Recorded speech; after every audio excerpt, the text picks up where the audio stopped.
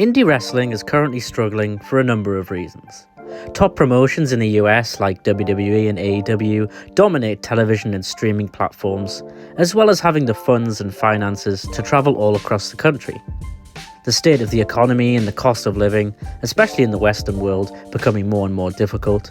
The aftermath of the COVID-19 pandemic preventing a lot of live events, as well as the general sense that people just aren't going out of their homes as much, mainly due to the endless amounts of streaming services and online resources at our fingertips.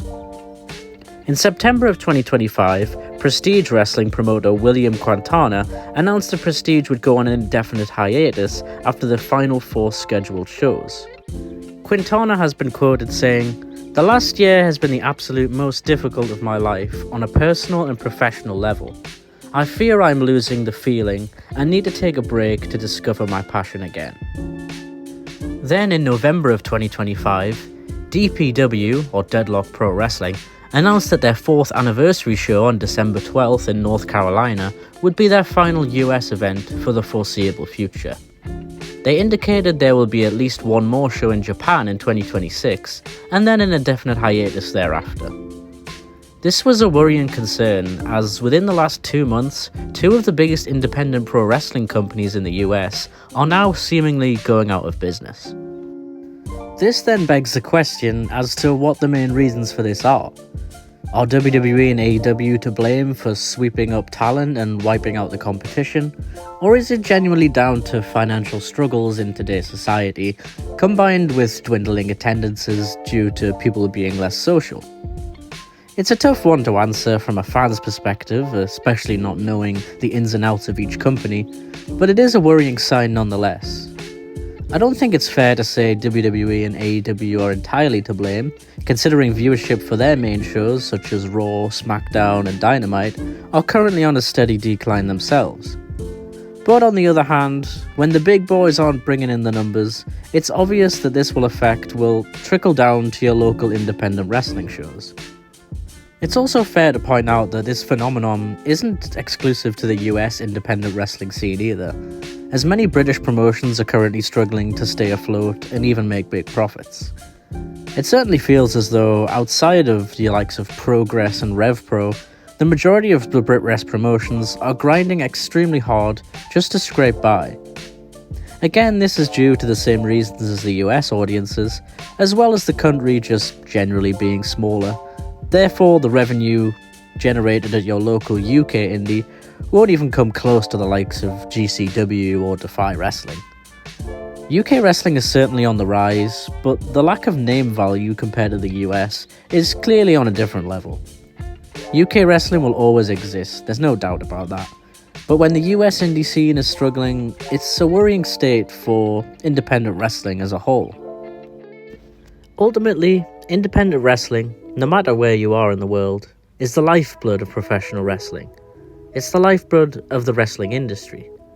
Before Vince McMahon monopolized in the US with WWF during the Territories period, wrestling was largely independent, with limited spots on local television stations. We all as fans have walked into our local independent wrestling events and felt the sense of community and belonging. A relatively small, intimate venue, watching and enjoying a show with your family or friends.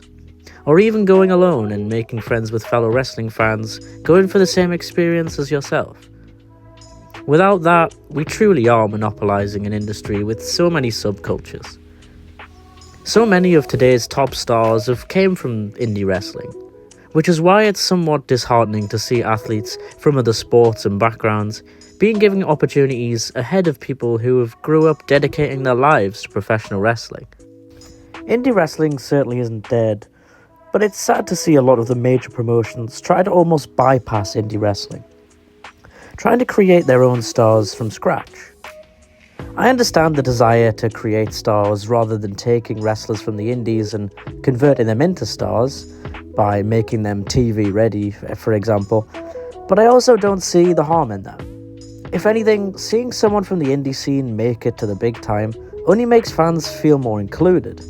Seeing someone they watched and followed finally make it should be seen as inspiring, not something to be held back for.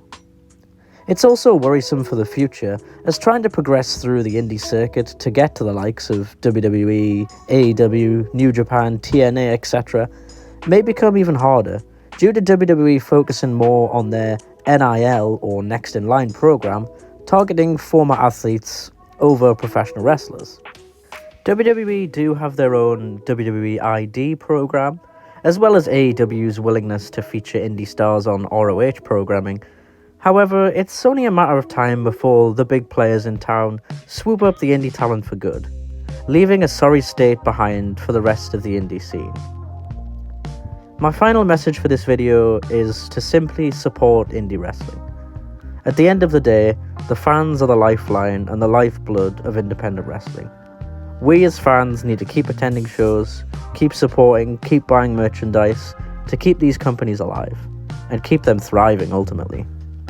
I have my local promotion in the northeast of England, North Wrestling, which I attend almost monthly whenever they run a show, and to be honest, it's something I get a lot of enjoyment from.